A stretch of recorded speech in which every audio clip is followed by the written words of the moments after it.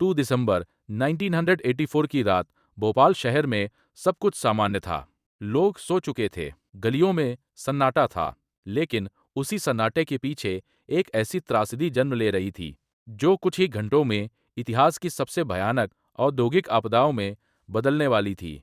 भोपाल के एक रासायनिक कारखाने में एक टैंक के अंदर खतरनाक गैस जमा थी, मिथाइल आइसोसाइनेट। यह गैस इतनी जहरीली थी कि इसकी थोड़ी सी मात्रा भी इंसान के शरीर को भीतर से जला सकती थी। उस रात किसी गलती, लापरवाही या तकनीकी विफलता ने उस टैंक के अंदर रासायनिक प्रतिक्रिया शुरू कर दी। धीरे धीरे दबाव बढ़ने लगा और फिर आधी रात के बाद अचानक जहरीली गैस का एक विशाल बादल आसमान में फैल गया। कुछ ही मिनटों में वह गैस फैक्ट्री की दीवारों को पार कर भोपाल की बस्तियों की ओर बढ़ने लगी।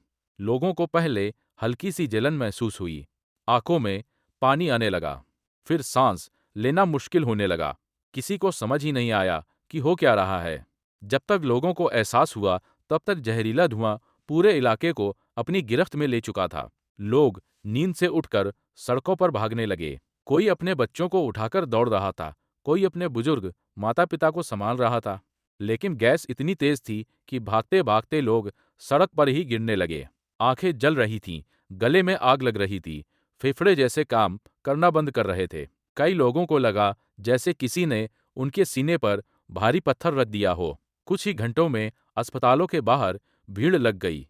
डॉक्टरों को समझ नहीं आ रहा था कि मरीजों का इलाज कैसे करें, क्योंकि किसी को ठीक ठीक पता ही नहीं था कि यह गैस क्या है और इसका असर कैसे रोका जाए। सुबह होने तक भोपाल की सड़कों पर एक अजीब खामोशी छा चुकी थी। हजारों लोग मर चुके थे, कई परिवार हमेशा के लिए टूट चुके थे। लेकिन असली त्रासदी यहीं खत्म नहीं हुई। जिन लोगों ने उस रात को किसी तरह जिंदा पार किया, उनकी जिंदगी भी हमेशा के लिए बदल गई। और शायद यही इस त्रासदी की सबसे दर्दनाक सच्चाई है कि कभी-कभी इतिहास की सबसे खतरनाक आपदाएं युद्धों से नहीं, बल्कि इंसानी लापरवाही से जन्म लेती हैं।